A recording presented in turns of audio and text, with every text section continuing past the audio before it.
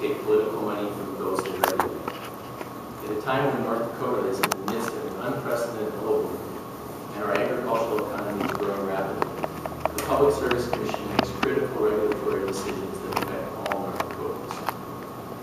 The stakes have never been higher, and our PSC commissioners and the regulatory process they oversee must be beyond reproach. Yet since 2004, PSC commissioners Kevin Kramer and Brian Kalk have taken at least $84,000 in political money from those they directly regulate on the Public Service Commission. They accepted this money first for their PSC campaign accounts, and then, starting in 2011, they began using their elected regulatory position as a platform to raise over $25,000 from companies and executives for their partisan campaigns for the U.S. Congress. I've called this press conference today because PSC Commissioners Kramer and Kalk have irresponsibly decided to force North Dakota taxpayers to foot the bill to defend their own unethical and potentially criminal acceptance of thousands of dollars in campaign contributions from the very companies and executives they are supposed to regulate. Rather than make North Dakotans pay for an out-of-state attorney to defend their own improper actions, Kramer and Kalk should return the campaign money in question and recuse themselves from cases in which they have accepted contributions from companies and individuals with a direct financial stake in their decisions. As has been widely reported in the past few months, the Sierra Club and the Dakota Resource Council filed a lawsuit in the federal district court against the U.S. Department of the Interior, alleging that PSC Commissioners Kevin Kramer and Brian Kalk's acceptance of campaign contributions from coal companies' political action committees and their executives violates the Federal Surface Mining Control and Reclamation Act. The environmental organizations seek to have the U.S. Department of the Interior take over the state's regulatory program for coal mining and reclamation. Let me be very clear. I support continued development of lignite coal for energy production using advanced technologies and best practices. And I do not support taking away North Dakota's delegated authority to regulate coal mining and reclamation through the Public Service Commission, and then giving that authority to a federal agency. However, Kramer and Kalk would very much like us to forget one key thing.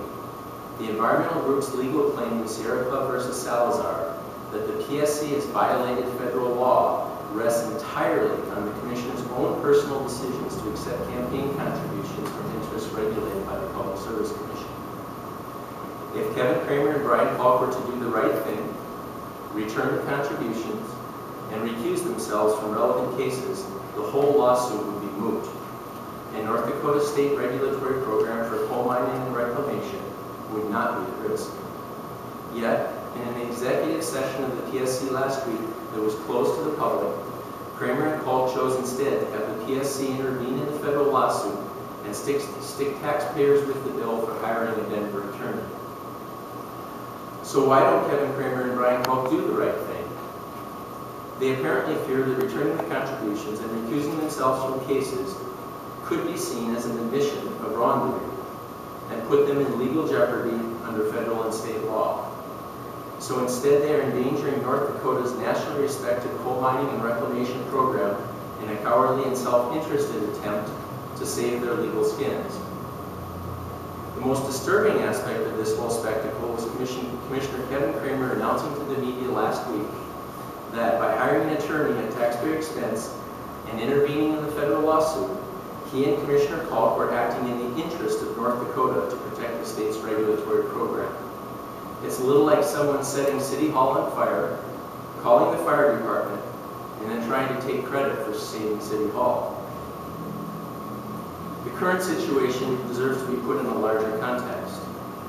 The signature achievement of our late Governor Art Link was passage of the most forward-thinking state coal mine reclamation legislation in the country at the time. Since then, North Dakota has proudly administered through the Public Service Commission an effective program regulating coal mining and reclamation that has not only served our state very, very well, but it has also been a model for other states to follow. By their failure to assume responsibility for their own unethical actions, return their improper campaign contributions, and recuse themselves from cases in question, Kevin Kramer and Brian Kalk now endanger the legacy of Art Link. When one thinks of the stirring words voiced by Governor Link in his famous speech, when the landscape was quiet again. And when one compares ArtLink's ethical and visionary leadership to the current actions of Kevin Kramer and Brian Call, it is a very sorry contrast indeed. It is also testament to the urgent need for accountability and reform of the Public Service Commission. Let's also not forget that our PSC commissioners accepting campaign contributions from interests they regulate is much bigger than any one executive, any one company, or even a single industry. Commissioners Kramer and Falk want us to see their legal problems as nothing more than the political agenda of environmental groups who oppose coal. However, whether one prefers renewable energy or coal, or as I do, supports the continued development and use of both, it is beside the point. Regulators should not take checks from companies and executives with a financial interest in the cases that come before them, regardless of the industry affected. On August 2nd, I held a press conference outlining North Dakota's bribery statute and pointing out how Commissioners Kramer and Falk have certainly violated the spirit of that law and may have broken the law. And in that press conference, I used the example, not of coal, but of contributions to Kevin Kramer from our state's largest wind energy developer, Florida Power and Light, now known as NextEra Energy. The Public Service Commission approves the siting and construction of wind farms.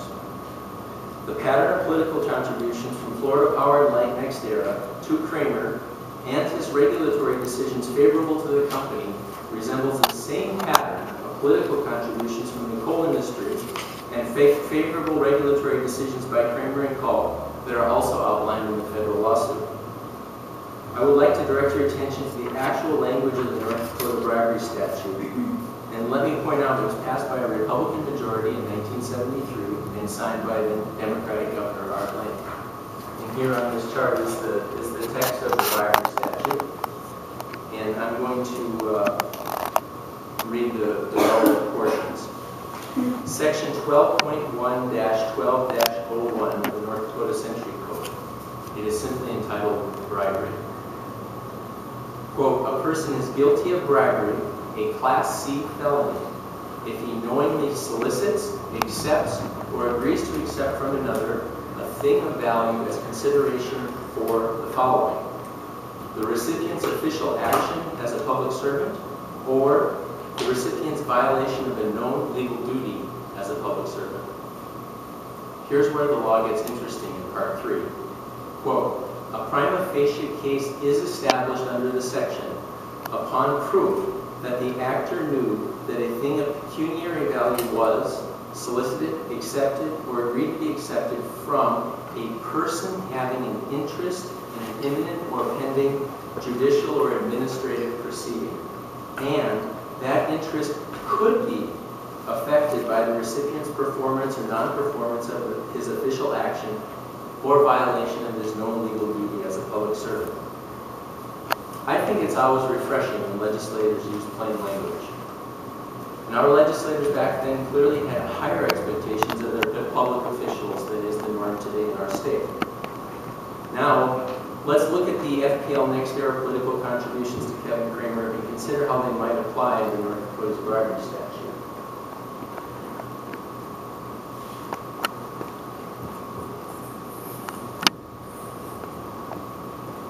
Let me just point out the blue is where a case before the Public Service Commission has been opened. Red is the date and time when a case is approved. Yellow is when the contribution was made to the Public Service Commissioner. Let me point out what I think are two particularly important examples. On January 23rd, 2007, the Langdon Wind LLC project, a project of Florida Power and Light, the case was opened before the Public Service Commission. It was approved on May 31st, 2007. 2 months later, Kevin Kramer received a contribution from Florida Power and Light's Employee Public Political Action Committee, $1,500. It's really worth noting that in 2007, this was one of only 2 contributions Kevin Kramer received in that whole year that were recorded on the Secretary of State's website.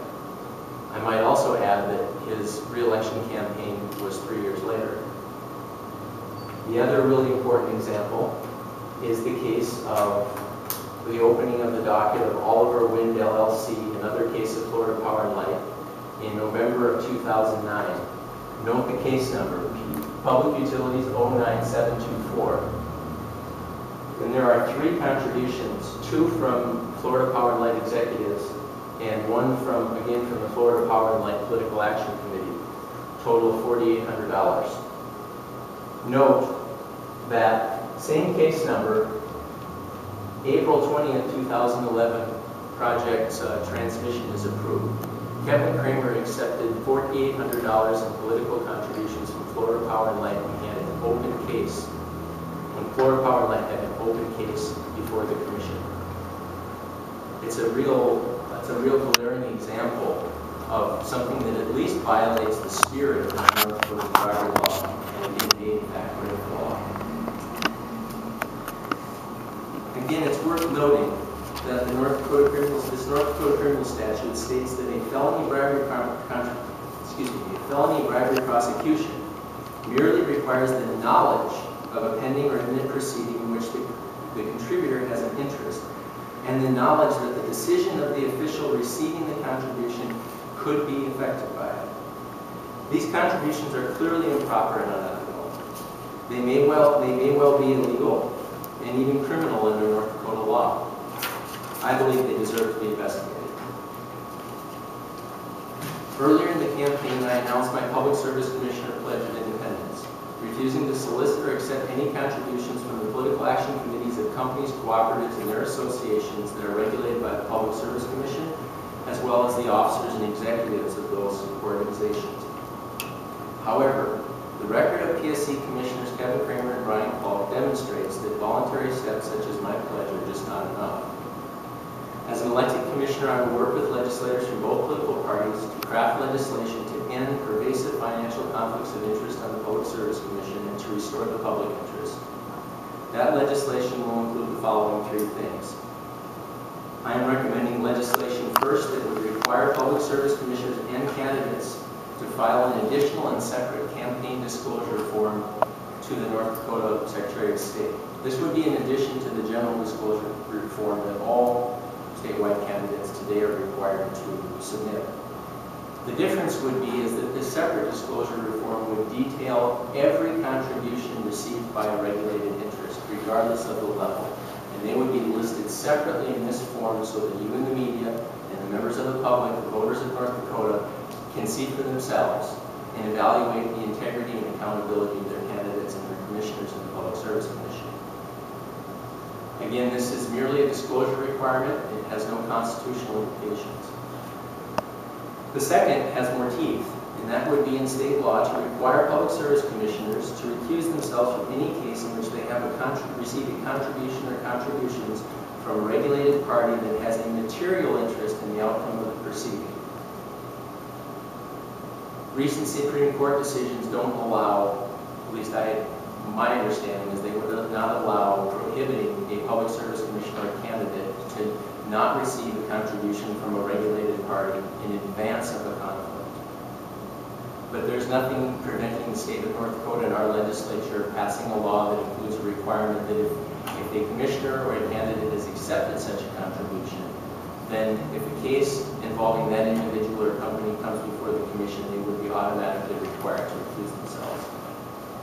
And then my final recommendation is for an additional campaign contribution reporting period. Right now, as a statewide candidate, I have to submit a report to the Secretary of State 20 days before the primary election in June. The next time I have to submit a report as a statewide candidate officially is 20 days before the general election. Well, these rules were established before the advent of early voting. Early voting begins 40 days before the general election.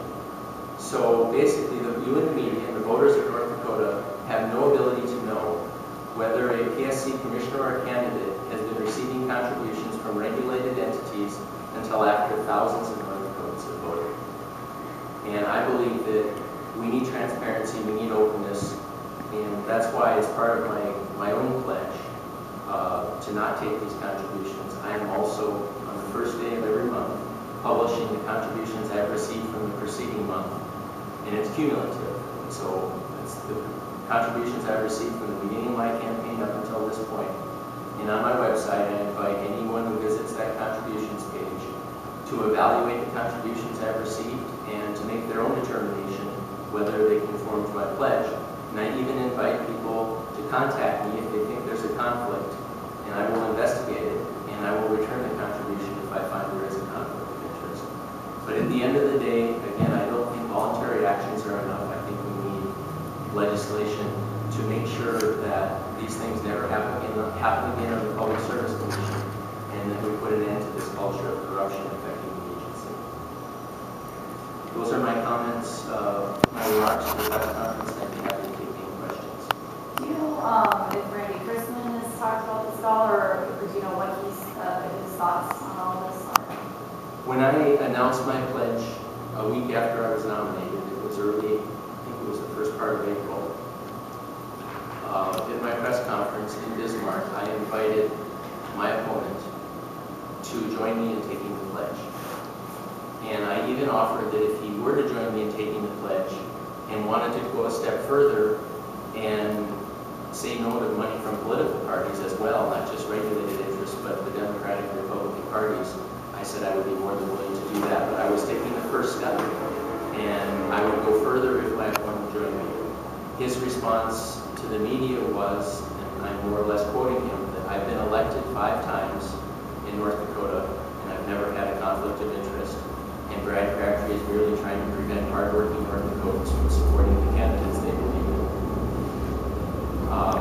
I think based on that statement, he does not understand the depth, the gravity of the problems we have with conflict of interest on the Public Service Commission. And he has basically put himself outside of this debate, and he's not a participant in it. And I'm focusing on Commissioners Kevin Kramer and Brian Hall because they are on the commission. They've taken these contributions, and they are refusing to take responsibility for the consequences. You're coming out and saying, this is a Class C felony. If you are elected to the Public Service Commission and Kevin Kramer is unsuccessful in his bid for Congress, do you foresee things being a little awkward between the 3 of you guys?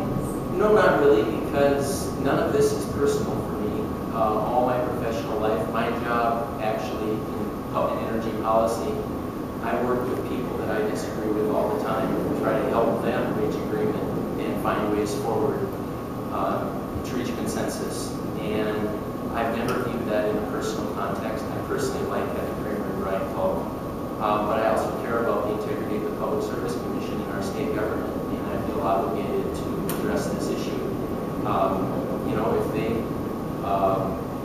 If they return the contributions and agree to recuse themselves from the cases, then I think that solves this issue. I will still push to work with legislators to push for legislation to make sure it never happens again. But so I see there's no personal basis to this for me.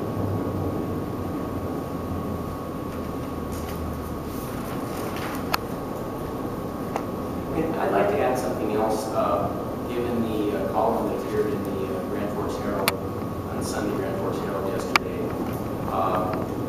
basically accusing me of hypocrisy because I took regulated contributions in 2010. But I want to just point out, and I issued a statement to you and others in the media last night, that I've always been open about the fact that in 2010 I accepted a small number of contributions from entities or individuals that would come under the regulatory jurisdiction of the Public Service Commission.